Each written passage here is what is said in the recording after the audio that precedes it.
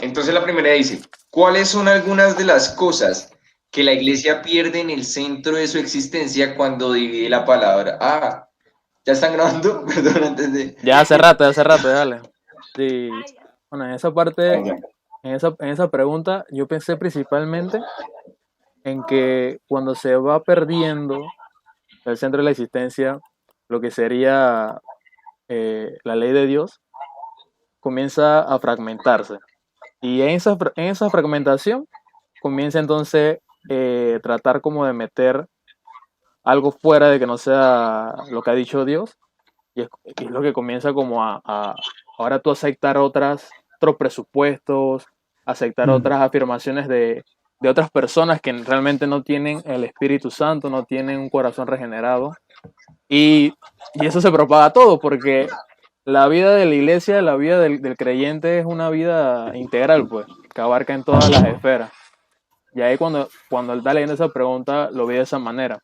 Y muchas veces, por ejemplo, comienzo a escuchar a predicadores aquí en mi país y lo veo, lo estoy viendo ahora de esa manera, ¿no? De que cómo puede afirmar, por ejemplo, lo que acá en general se ve acá, por ejemplo, de las pastoras femeninas, o por ejemplo, cuando pasando diferentes tipos de situaciones acá en Panamá, de que se acepta, se supone que lo que están encargados, por ejemplo, de estos lugares donde se cuidan a los niños, se cuidan a las personas desahuciadas, que siempre acá en Panamá es como personas que son, se supone que son religiosas, comienzan como a aceptar de que esas mismas personas que están cuidando, en vez de enseñarle ahí mismo lo que es la escritura, comienzan a enseñarle cosas del mundo y salen mal. Yo lo digo por un contexto acá en Panamá, pero eso es lo que yo muchas veces en las iglesias, acá en Panamá. De acuerdo con lo que dice José, por supuesto empiezan a fragmentar la escritura y empiezan entonces a ver eventos o experiencia de la iglesia muy errónea. Por ejemplo, cuando se estaba aquí apoyando la nueva constitución en Chile, había grupos de iglesias que apoyaban la nueva constitución, había otro grupo de iglesias que apoyaban la constitución, o la de ahora, ¿no? La que quieren mantener. Obviamente ganó la nueva. La nueva. Pero igual así los dos grupos realmente no representan lo que la ley de Dios declara, ¿no? Por ejemplo, existen estos movimientos como cristianos liberales. Esa es una aplicación donde la iglesia pierde su existencia en cuanto a la ley de Dios, porque lo que hacen es tomar a los profetas, tomar sus palabras y separarlo de la teonomía que ellos están presuponiendo, ¿no? La Claro. separan de la teonomía, de la ley de Dios, entonces tú usas sus palabras entonces para que el Estado tenga esa labor de justicia cuando los profetas no comparten para nada ese tipo de aplicación. Entonces llegamos a esas tonteras de usar a los profetas, sacarle la teonomía, la ley de Dios, y aplicarlo a las leyes actuales de Chile o en esta nueva constitución que es el Estado ahora benefactor. Y los otros cristianos igual apoyando al Estado suicidario, que al final es lo mismo, ¿no? O sea, ahora va a haber más poder estatal, ¿no? Otro ejemplo también cuando empiezan a dividir la palabra y no escuchan la ley de Dios o las bendiciones del pacto. Por ejemplo, las iglesias para promover ayuda al prójimo, abrir comedores, cosas que ayudan al otro, ellos siempre están pensando en abrir esos centros, pero con el dinero del Estado. Abren proyectos, se metan los proyectos estatales para que le den dinero y puedan abrir esas instituciones y ofrecer ayuda. Pero sin darse cuenta están contradiciendo la palabra, porque las bendiciones del pacto vienen a ser, debemos ser fieles a la ley de Dios, buscar nuestros propios recursos y la ayuda tiene que ser individual. No de esa manera aceptar el Estado, aceptar el dinero robado y usarlo para la obra. O sea, ahí la iglesia se prostituye, pierde su existencia.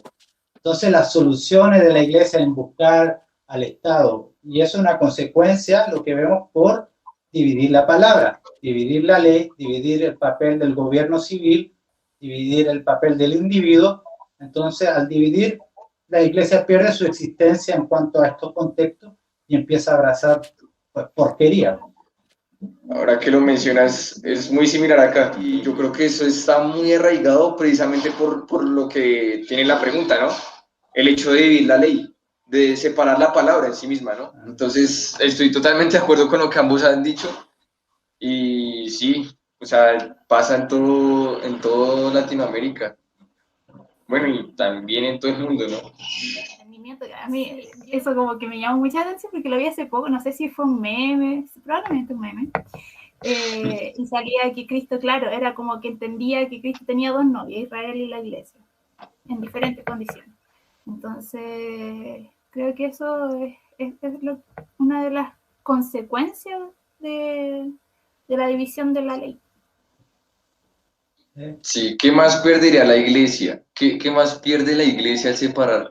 Yo creo que también, incluso en la disciplina de los mismos miembros y de su propia congregación. O sea, sí tratan de seguir el mismo lineamiento que usa Pablo en Corintios cuando está este personaje que ha tenido relaciones con su madrastra, pero incluso tratan de desvirtuar que Pablo está usando la ley para juzgar a esta persona. Sí, como que no hacen la asociación entre Pablo diciendo que nosotros mismos debemos juzgar las cosas dentro de la iglesia, porque nosotros tenemos un estándar, y que debemos, pues, ver al Antiguo Testamento para ejercer disciplina sobre los hermanos. Entonces creo que también pierde la autoridad entre sus propios miembros. Exacto. Con sus pares, con los miembros de la iglesia. Claro, son pierden varias experiencias. También hay un artículo que tradujo Valeria de las bendiciones del pacto. No sé si lo leyeron. Para atacar la doctrina de la falsa prosperidad, entonces empiezan a enseñar otra doctrina de que no hay bendiciones materiales, ¿no? Todas las bendiciones del Nuevo Testamento son espirituales. Entonces ahí también hay una división, pues.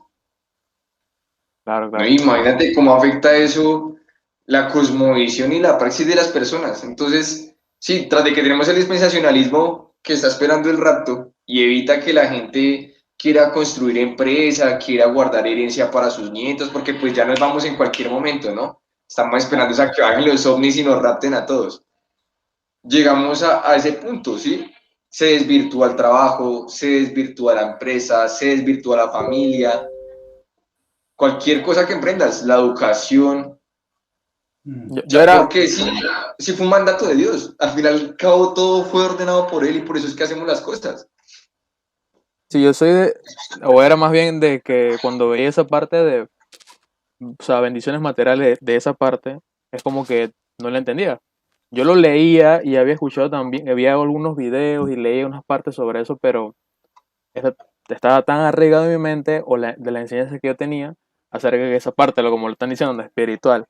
Y otra cosa que también, ahí escuchando a Nico, hablando, o sea, de la historia de la iglesia, que, o sea, en un momento antes de Cristo y después de Cristo, todo lo que se fue de una u otra forma influyendo por el cristianismo, de las mismas leyes que habían en Roma, o también toda esta deshumanización de las mujeres, de los niños, y posterior a eso fueron los cristianos, ¿no?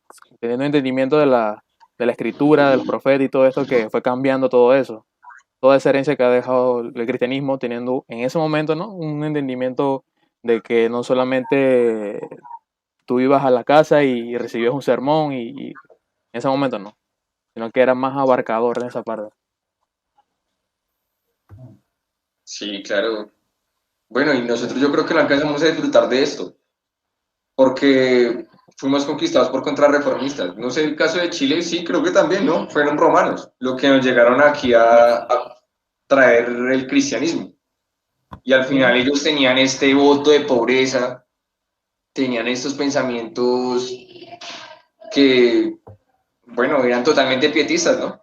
Ellos buscaban aislarse para que tú tuvieras comunión con el Señor, tenías que irte al monasterio, tenías que evitar casarte, tenían esas enseñanzas que pues lastimosamente nos permearon a nosotros. O sea, nosotros yo creo que no alcanzamos a palpar esa herencia que de pronto tuvieron los puritanos en su tiempo en América, o incluso en Europa las consecuencias que hubo con Constantino, ¿no?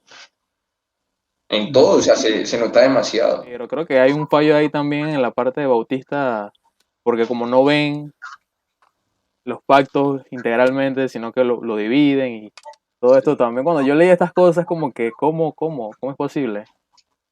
Yo no sé si aquí en algún momento alguien aquí fue bautista o todos presbiterianos en su momento. Bautizados desde niños. Ah, ya. No, yo Soy pentecostal. Es broma, ojalá. yo No, fui yo fui. católico, pentecostal, bautista, todo eso se pasó ya, en esos pocos años que he estado. Ah, bueno, hermano. Yo también. Misericordia. Similar, Sí, sí, no, el Señor es bueno. Al final, por medio de la palabra, llegamos al mismo entendimiento. Claro. Toda mi familia es presbiteriana y por eso mismo me costó tanto salir o sea, verlo de otra forma el presbiterianismo. Me costó harto. Y bueno, vamos a la segunda pregunta. Vale. Cuando los cristianos dudan en cumplir el primer mandamiento, ¿qué es lo que ocurre? Yo creo que en esta parte comienzan a aceptar lo que ya su corazón no han desarraigado. Porque ciertamente, si estamos hablando aquí de creyente, todavía tiene esa lucha con la carne. Y cuando no tiene un buen entendimiento, por ejemplo, de los mandamientos, de la ley de Dios, comienzan a ganar otra batalla y entonces ahí comienza también esa esquizofrenia, ¿no? De que son creyentes y comienzan a aceptar nuevamente según los dioses que ellos quieren. Pero bueno, en esa parte creo que no debería ser así, obviamente, ¿no? Eso es como que ellos deberían estar dando el ejemplo. Nosotros tenemos que dar el ejemplo también a estas personas que no son creyentes de cómo son las cosas en el mundo. Y ahí muchas veces leyendo entre los hermanos, ¿no? De que Dios ha hecho todas las cosas o sea, las has hecho para que tú no llegues a ese punto en que lo único que te queda es como ser ilógico y racionar para tú poder aceptar otro Dios, pero de ahí no puedes aceptarlo, porque comienzas a caer en falacias, comienzas a caer en cosas que no son, ¿no?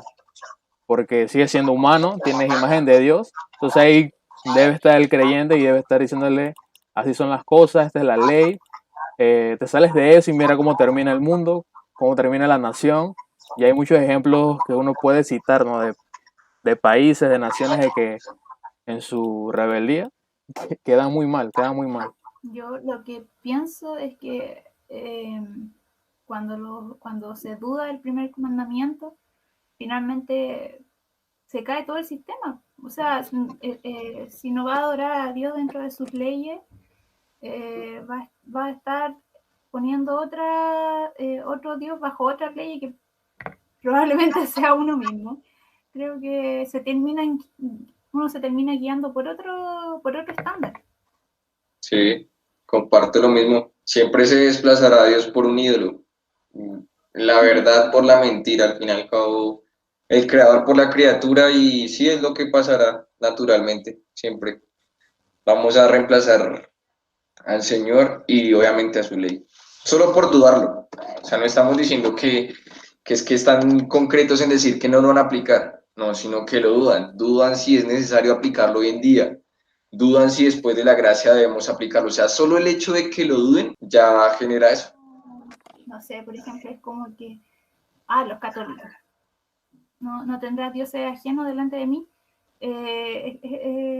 Como que nos fijamos en ese aspecto como súper físico, súper material, pero en realidad, no sé, a mí eso es lo que me llama la atención, que como que uno apuntaba para otro lado, pero en realidad no es, o sea, sí, obviamente imágenes, que generalmente eso es como la mayor diferencia, pero no entendemos bien a qué se refiere, que uno mismo también puede hacer su propia ley. Sí. Esto también lleva a la parte también de la alabanza, también cómo se adora a Dios en cuanto a la letra. Igual hay mucho más romanticismo que leer. Bueno, la mayoría de la iglesia no cantan de alguna manera salmos o himnos, digamos, un poco más bíblicos, ¿no? Y ahí también se ve la idolatría. Al no conocer al Dios de la Escritura, el Shema, cómo se expresa Él, entonces caemos a adorar a Dios como un Dios romántico, ya casi como si fuera nuestra novia. Entonces, Sí. ahí hay idolatría.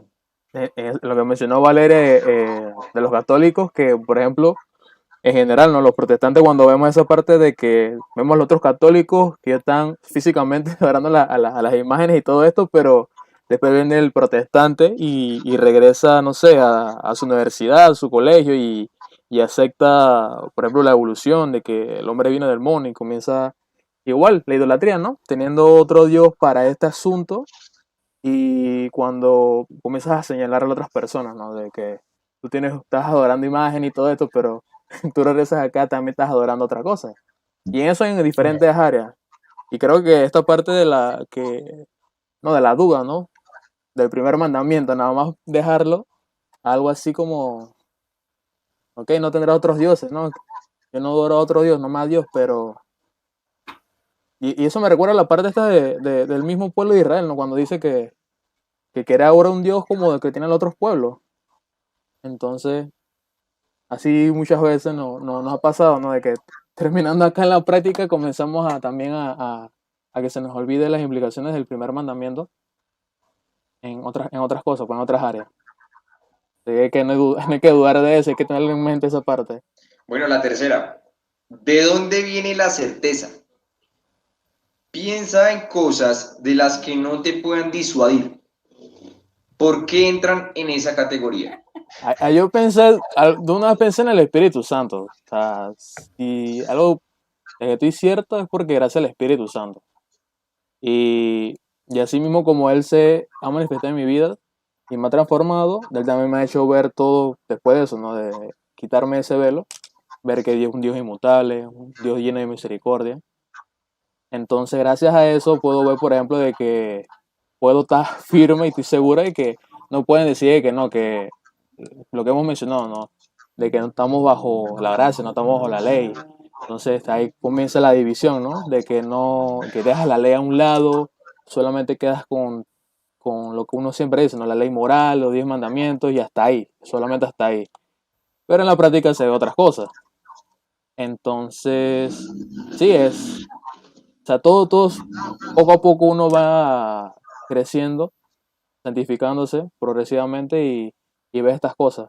Y así que creo que como lo hemos visto, que si el fundamento está firme, después de eso no te pueden dar vueltas, no te pueden confundir con otro tipo de planteamiento. Porque así no, por ejemplo, en la evolución, ¿de dónde viene el hombre? Tú sabes que Dios crea el hombre. No pueden venirte de que no, que salió esta teoría y se Darwin y no sé qué cosa. O bueno, por ejemplo, te hablan sobre la mente del hombre y quieren aplicar esta psicología humanista. Tú sabes que no, tú tienes que primero ir al centro, que tu centro antropológicamente hablando, eres una persona caída y tienes que buscar tu salvador. Tienes que leer la escritura. Pues entonces ahí creo que parte en todas las áreas, ¿no? Y siempre está con ese fundamento y no te puedes mover sobre eso. Yo estoy de acuerdo con mi hermano. La verdad, sí. Considero que la certeza de cualquier doctrina viene de parte del Espíritu Santo. O sea, es que es de mi salvación. El hecho de que yo pueda confiar de que soy hijo de Dios ya viene del Espíritu Santo.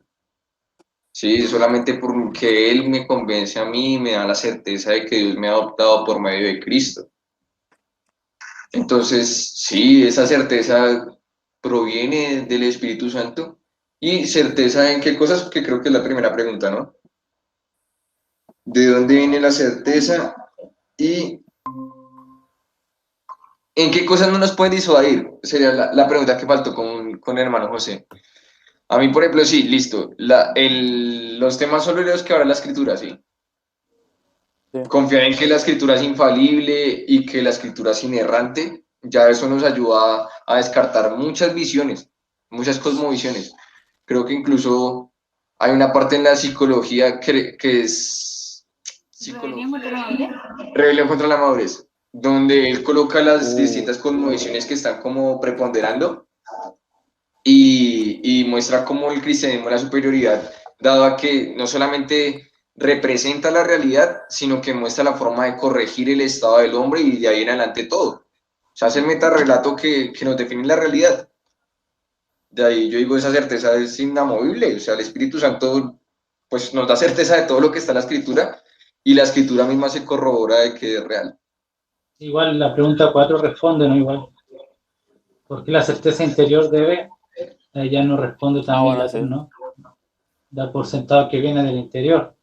Obviamente la obra del Espíritu Santo, porque sin la obra del Espíritu Santo no, como dice Pablo, la ley es, no la podemos, no recuerdo bien cómo dice el pasaje, cumplir o hacer. Es más, odiamos la ley de Dios en ese sentido. Entonces la certeza de creer, la fe, el abrazar la verdad es una obra totalmente sobrenatural. Bueno, ahí yo creo que sería importante hacer el punto de la duda, ¿no? De que nosotros hablamos de que tenemos una certeza, sí, que esa certeza viene del Espíritu Santo y que esa certeza nos lleva a seguir la ley del Señor, sabiendo que es verdadera. Pero en contraposición, la duda, o sea, ¿de dónde viene la duda y por qué hay duda hoy en día en la iglesia? Por decirlo de alguna manera. Nos apartamos de la ley del Señor, dudamos de los mandatos de Dios, dudamos de que se deban obedecer, y esa es la contraposición, ¿no? O sea, nosotros tenemos una certeza, una seguridad dada por el Espíritu Santo de Dios, y usualmente hay una duda acerca de si la ley se debe o no obedecer, y qué implicaciones tiene en la vida de todos, o sea, en comunidad, en todo el mundo. Que termina finalmente en el relativismo. Y es cuático porque trae muchas implicancias, o sea, muchas consecuencias en la iglesia moderna. En la vida porque no hay acción exterior. O sea, si es que la pregunta 4 tiene la relación en de, tenemos la certeza interior y eso nos lleva a querer actuar, a querer movernos prácticas, sí, nuestras praxis, nuestra vida. Queremos hacer cosas porque tenemos la certeza de que la ley es verdadera. Ahora, cuando dudamos de la ley, también se ve reflejado en nuestras acciones exteriores. Se ve reflejado en que no buscamos hacer ciertas cosas, que las evitamos. Es fuerte.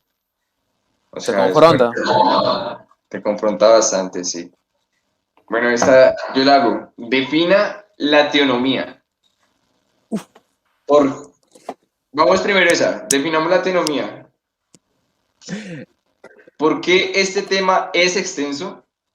¿Por qué se odia este tema y su perspectiva?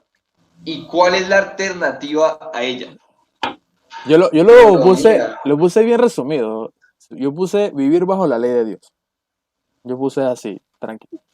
Y yo, o sea, en esta parte, yo no soy experto en teonomía, pero lo que digo es que o sea, vivir bajo la ley de Dios,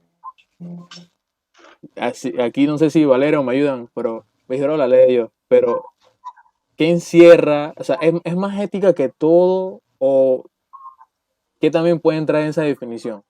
Porque yo lo traté de responder, es reflexión, ¿no? Según lo que yo sé, pero no sabría qué aportarle más, pues. Así que aquí los escucho.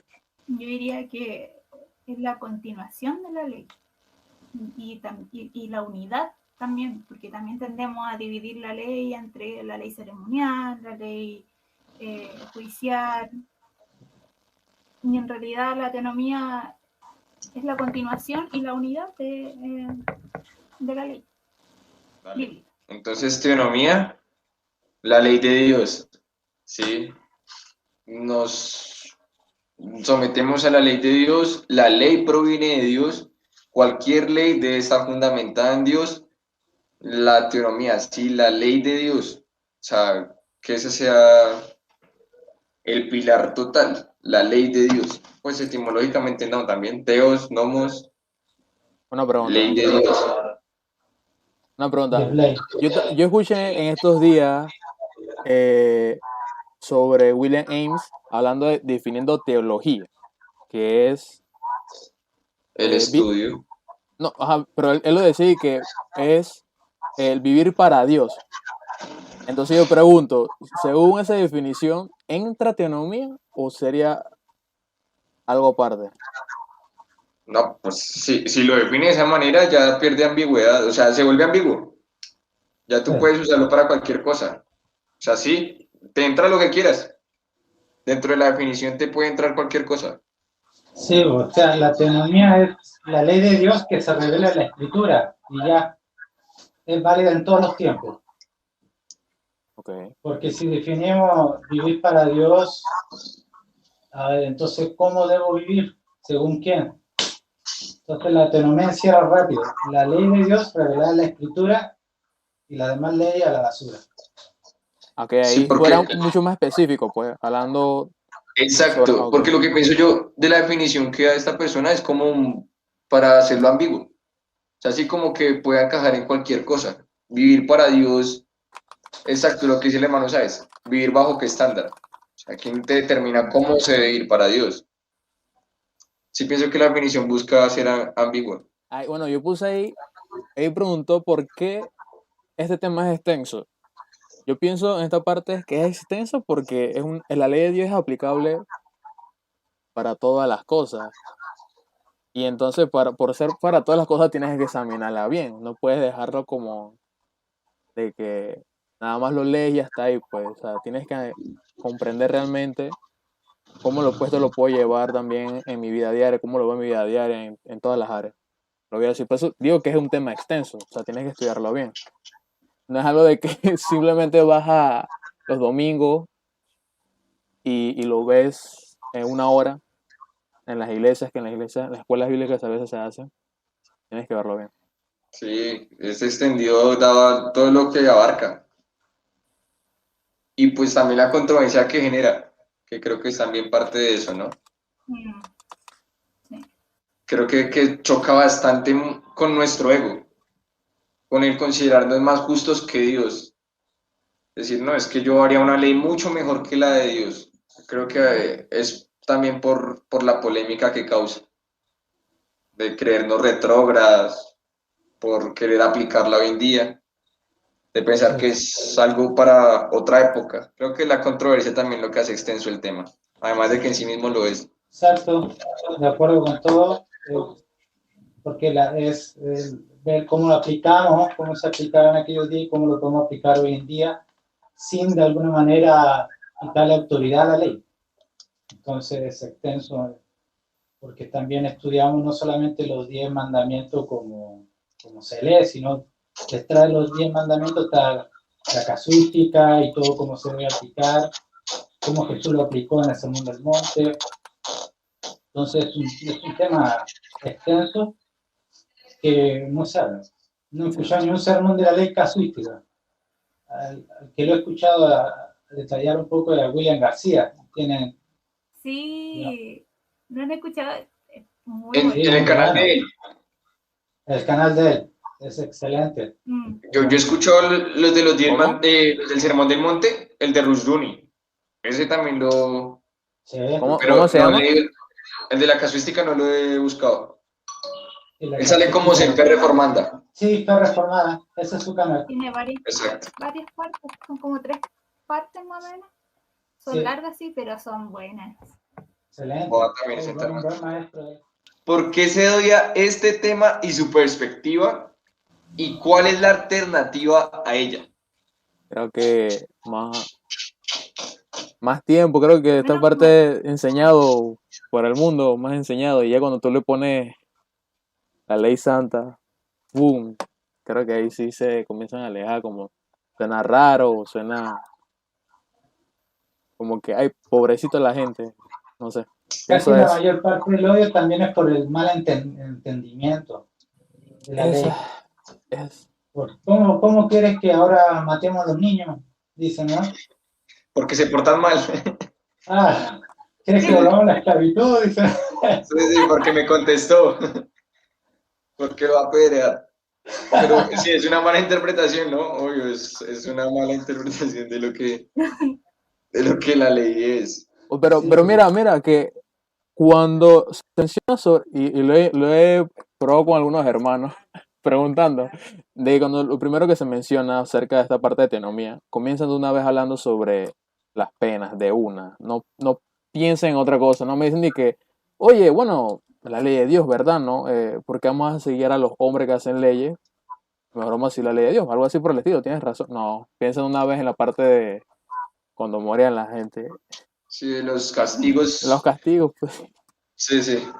Sí, y a Yo, todo yo- eso le echa la culpa a Moisés, ¿no? No, es que esa es la ley de Moisés, la ley mosaica. sí. Y como Como tratando de hacer Moisés. eso, de que eso era de un Dios malo, de un Dios que era castigador.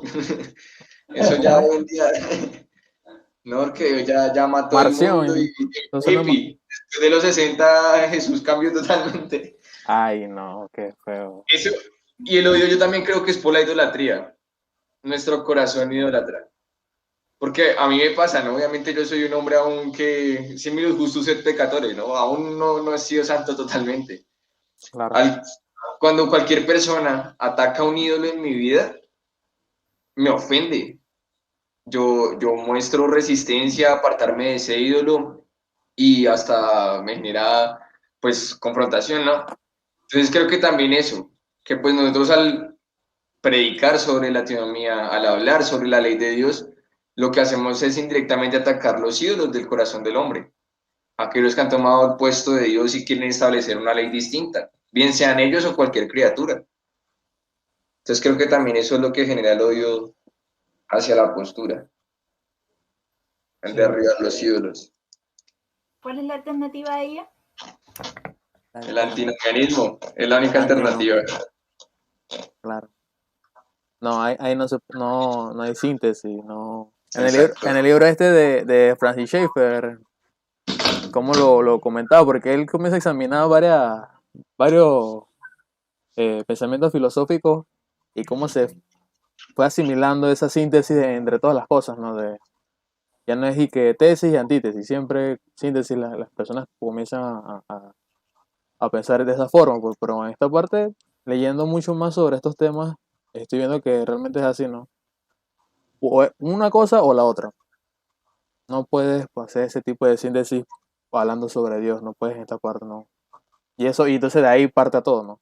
Me gustó Yo mucho creo que ese libro está muy bueno, se lo recomiendo si lo han leído, que Huyendo de la Razón. Y está cortito, tiene y la razón. O sí, cómo Bueno, debe vivir. en Huyendo de la Razón, ahora específicamente esa parte de como examina varios pensamientos filosóficos Sí, y sí, lo sí. menciona. No, y el otro ese de que él está allí, pero no está callado, creo que se llama, algo así se llamaba. Habla sobre lo que es una filosofía, pues su metafísica, ética, está muy bueno. Yo creo que para eso me sirvió bastante la apologética, ¿no? El presuposicionalismo te marca mucho el mito de la neutralidad, como es una mentira, ¿sí? No hay otra alternativa, o el que es conmigo es contra mí, dijo el Señor, ¿sí? Si no estamos sometidos bajo la ley del Señor es porque queremos a otro Señor, y obviamente eso es anatema, va en contra de nuestro Cristo, nuestro Rey. Pero, por ejemplo, ya nosotros tenemos la teonomía, nosotros entendemos, pero ahora está reinado Meditatorial. meditatorial. Ese también es como la alternativa que se propone. Pero yo no lo veo como si fuera algo diferente. O sea, no sé, ahí habría que especificar más. Me parece que se podría desprender, más no que necesariamente es algo totalmente distinto. O otra alternativa.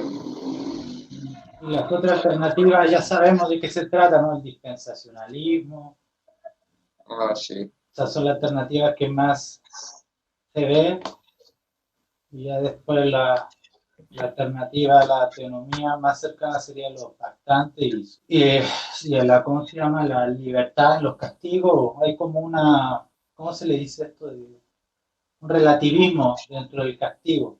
Ya, para mí ya se dan para el otro lado. Sí, creo que eso Porque es como le la quitan diferencia. autoridad al final a la ley de Dios, pues la desune y le quita autoridad. La ley de Dios entonces es como un consejo más dentro de otros castigos. Por ejemplo, Calvino tuvo varios casos de robo en Ginebra, y de los robos más grandes lo mandó a la pena capital después a otro lo expulsó y a otro lo mandó al látigo. Entonces, ¿cómo van a ver las naciones eso? Cuando dice Dios, y las naciones mirarán a Israel y dirán, mira qué sabiduría, mira qué leyes tiene, leyes justas. Entonces, miremos, digamos, Ginebra, que aplicó, digamos, a los pactantes que aplican este ejemplo. Mira qué ley más relativa. A uno matan por robar, a otro le golpean la espalda, a otro lo expulsan. Ok, es muy relativo esto. Al final es eso, que la cultura decían bajo los 10 mandamientos de la autoridad, sí, pero ellos decían los castigos. Es relativismo y pierde autoridad la ley misma. Aquí estamos con cosas. Piense en los argumentos que le han dirigido en contra de una posición teonómica. A la luz de este estudio, ¿se siente más capacitado para abordarlos? Sí, estos días estaba ya dialogando con otros hermanos sobre ese tema. O sea, yo solo hablo hasta donde lo he podido comprender. No me pongo a comenzar a hacer argumentos cuando no tengo todo el entendimiento. Pero en lo básico sí puedo responder. Y estamos hablando sobre... Y yo recuerdo también que hace rato, hablando, un hermano así, preguntas así que nos hacíamos por ahí, y hablando sobre ese tema. Y que José, ¿vives bajo la ley o bajo la gracia? Yo me pongo a razonar en ese momento como que cuál diferencia hay. Entonces yo, por nada más repetir lo que siempre he sabido, bajo la gracia. Entonces me pregunto sobre eso, ¿no? Sobre de que, ¿y qué pasó con los 10 mandamientos? Entonces tú matas, ¿tú qué pasó con eso? Y yo nada más solo lo pensé, pero no busqué más sobre ese tema. Pero ahora sí es diferente, ¿no? Viendo los atributos de Dios, viendo quién es Dios y para qué sirve la ley, ahora sí puedo hablar más claramente sobre el tema y creo que eso es lo mejor, ¿no? Porque comienzas a examinarte en todas esas áreas que tuviste gris. En los seminarios yo no sé por qué reina tanto el evidencialismo. Bueno, Bantil lo hablaba, pero, o sea, es lamentable que es lo que haya. Incluso Schaeffer es un buen presuposicionalista, pues incluso debatió, Sí. bueno, no debatió, compartió con Bantil al respecto.